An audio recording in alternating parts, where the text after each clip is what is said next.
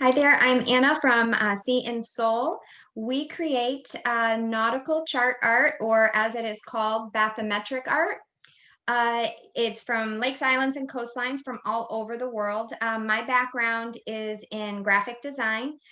My business partner and I met working for different companies, creating the same type of art, back in 2010.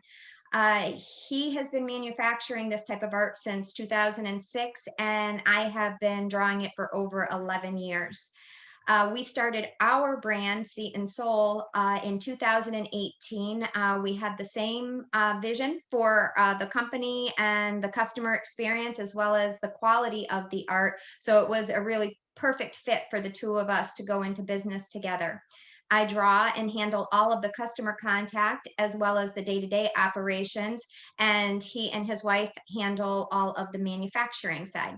We are all American made, and what makes us a little bit unique is that we offer the ability to not only custom draw any location, but also to personalize as well. We initially started in 2018, having just online retail, our own website, and an Etsy shop. It became apparent that if we were going to grow, that we would have to break into some other markets as well. So in 2019, we attended our first market in Atlanta. It's called the America's Mart, or the Atlanta Market now. They were bought out by another company. It's housed in 3 different buildings with 7 million square feet. It is the largest market in the world, and for both permanent and temporary exhibitors, and buyers from all over attend this 4.5-day market. Our category is home decor and gifts. So we get boutiques, interior designers, and a couple of different one-offs that actually, decide to probably carry ours if they happen to be along a coastline. Uh, for our initial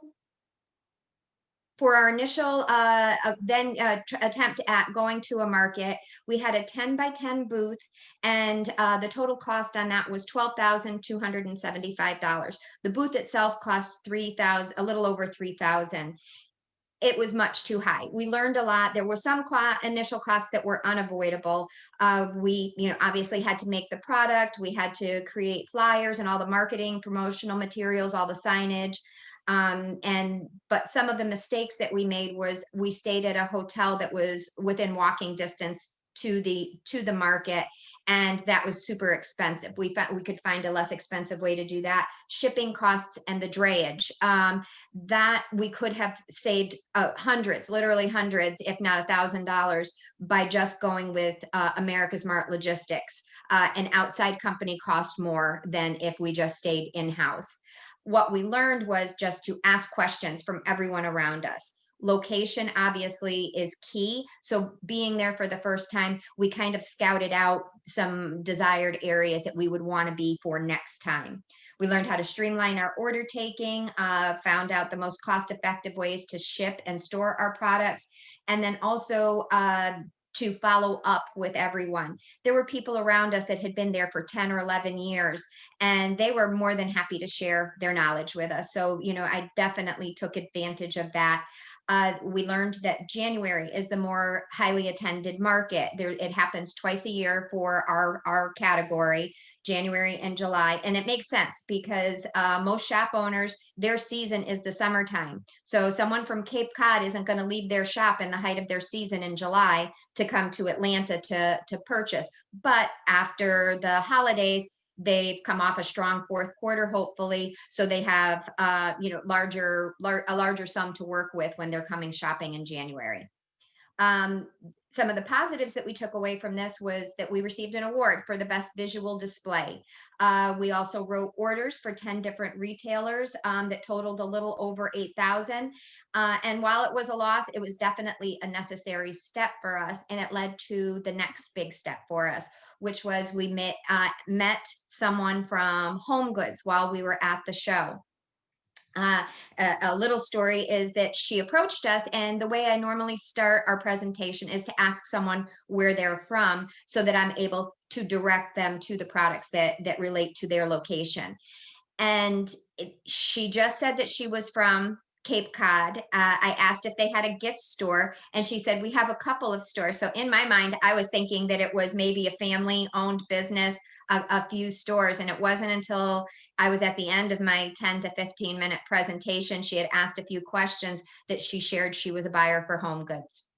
So again, going back to where I say follow up with everyone, it was in the first week of August that we received our first order from Home Goods.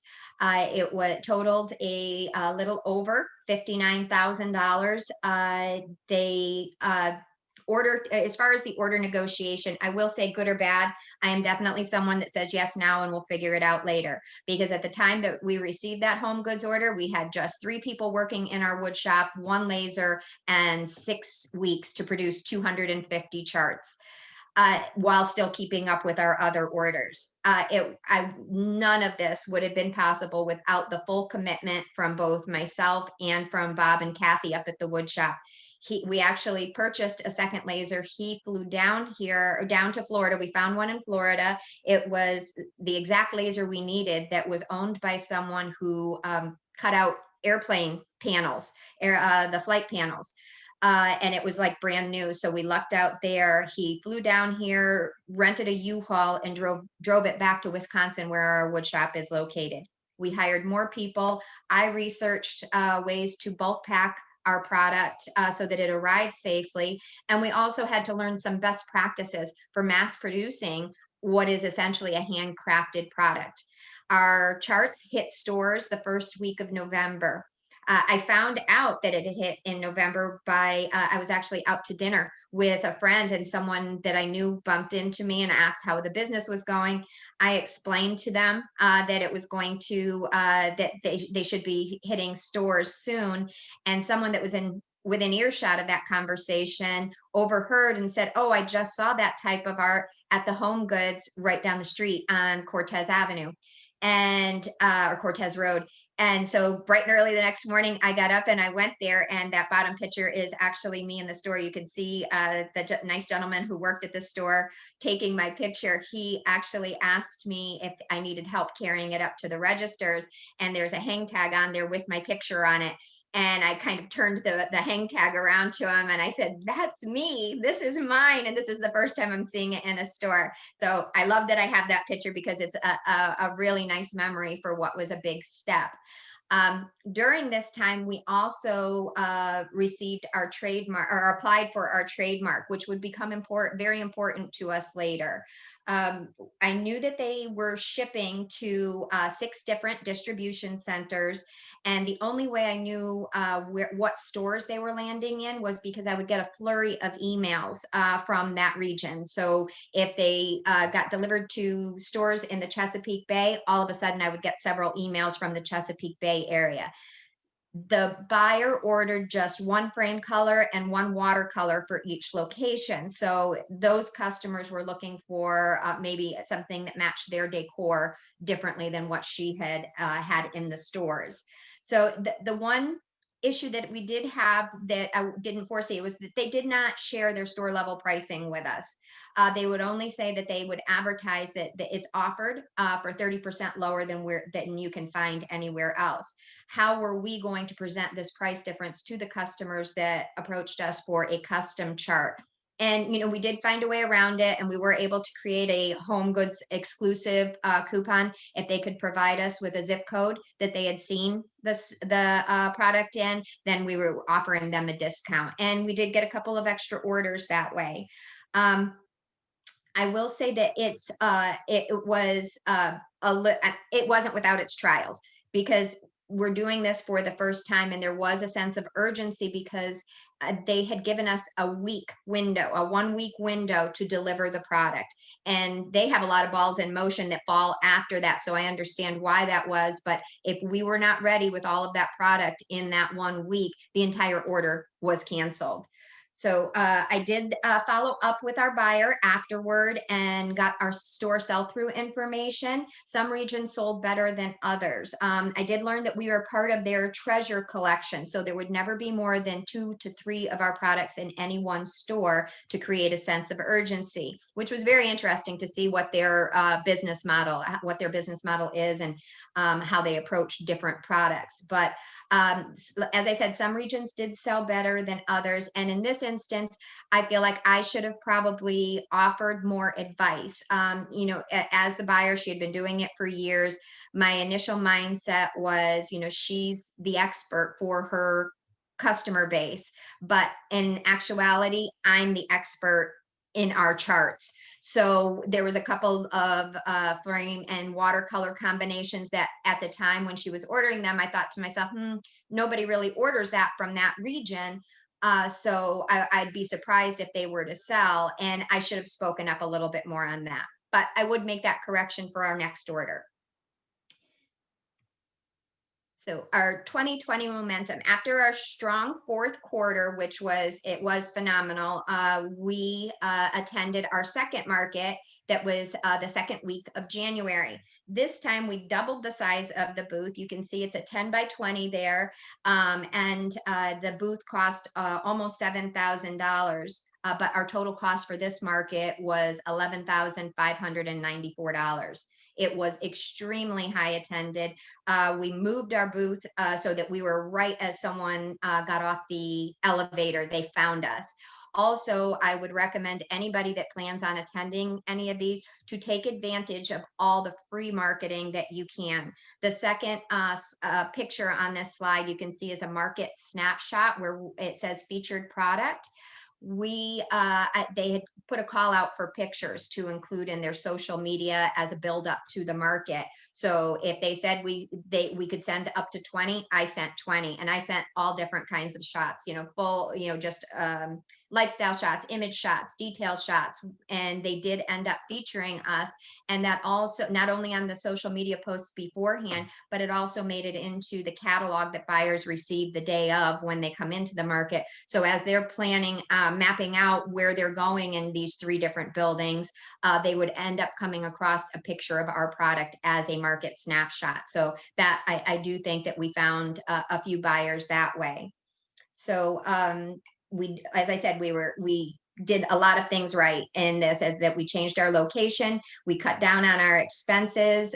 We're lucky enough to be named the featured product, and in the first day we wrote orders for over $10,000, which was more than the January or July market combined.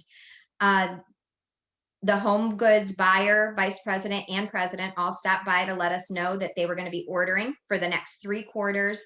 And we took orders that day, or that show, for over 21 retailers and totaling just shy of $25,000 for delivery from March through June, when each of the stores opened for their different location. I was certain I was going to close 5 to 10 more, because all we were doing was finalizing their specific location and some landmarks or streets or anything that they would like on there. So at the end of this market, we would now be in almost 50 smaller retailers across the US, as well as several hundred home goods stores. They have just shy of 800 stores across the US. And obviously we're more along the coastline, other than the bigger lakes, Lake Tahoe, Great Lakes, etc. And then in early February, I received a voicemail that said, "Hi, this is Chris from business development at Amazon.com, and we've noticed your brand." I honestly didn't think it was real at first. I actually played it for a couple of different people. I still have it saved now. Played it for a couple of different people to ask them if they thought it was really a legitimate Amazon.com phone call. And it turns out it was. The bottom 2 pictures I just want to point out are from 2 of our smaller retailers, one in Maryland, one in New Jersey, their social media posts. And that was such a thrill for me to see that they are just as happy to have us in their store as we are happy to be in their retail space. It's exciting to see your brand grow like this. So obviously 2020, we had to, in March, adjust our strategy. Through Amazon, we had been identified as a strategic and emerging brand. It is a program that they offer to less than 100 companies each year, and you get to work with a one-on-one with an Amazon rep to learn how to become a successful seller.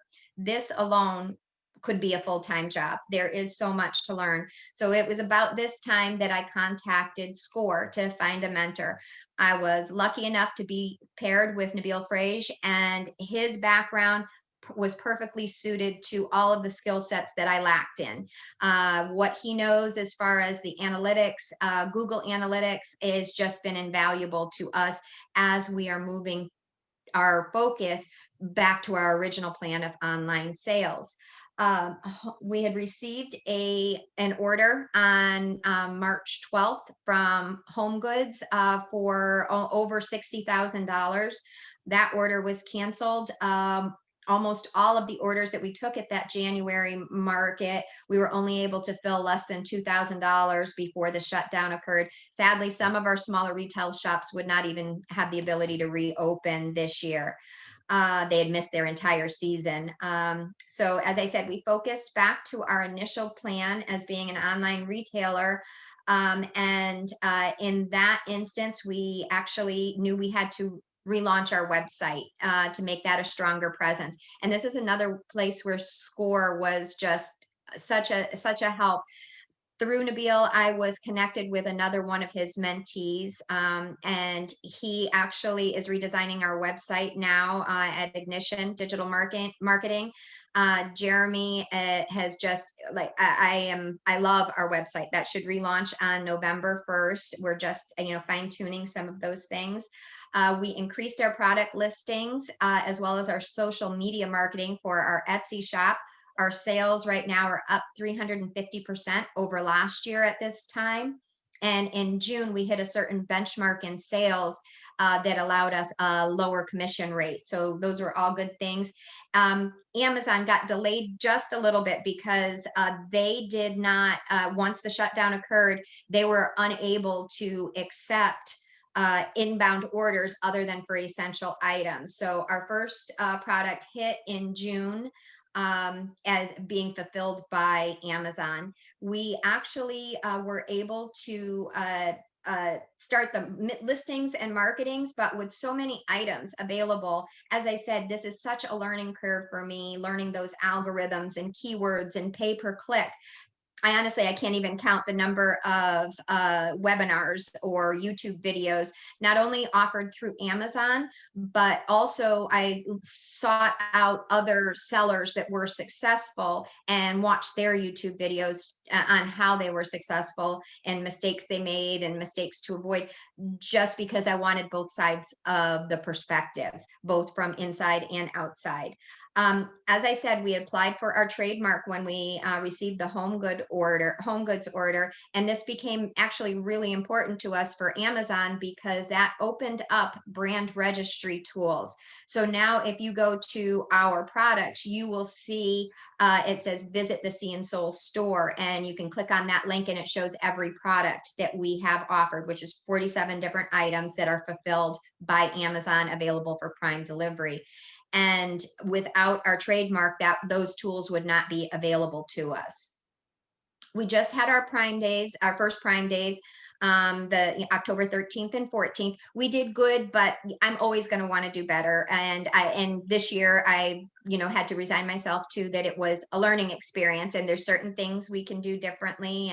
But overall, I should be very happy because we've doubled it just so far. Even right now in October, we have doubled the amount of sales we've had any other month on Amazon. So I'm hoping to continue that momentum into November, and also through, obviously Black Friday through Cyber Monday. On Amazon, I will say for the Prime days, we were selected as one of the strategic brands to receive additional marketing. I don't know the criteria that it fell into. I just received an email saying, "Congratulations, you've been selected." So I feel extremely lucky for all of the um, uh, opportunities that we have been afforded, but I will say it's not been without hard work.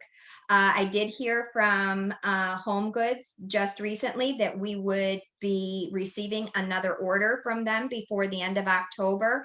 They're on a spending freeze right now, but again, their treasure collection, which they consider us a part of, as well as their beach season starts in February and March. So they're going to order by the end of October for delivery early next year.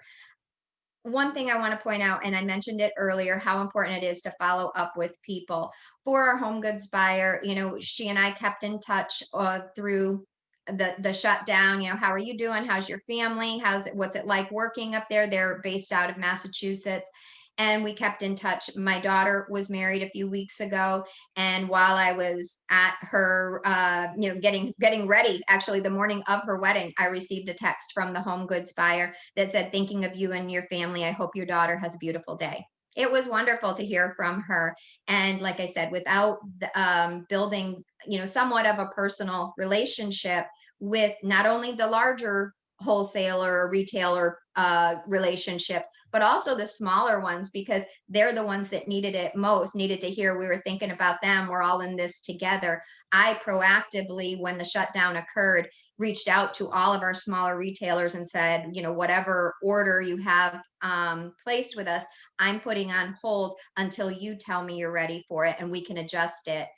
Because obviously we weren't going to go make anyone stay with the order they had originally placed, because who knows what it was going to be like? Who still knows what their next year will be like? As a new company, we were definitely guilty of thinking when we get the home goods order, that's the key to our success. When we get the Amazon order, that's going to be the key to our success. We're going to be all set.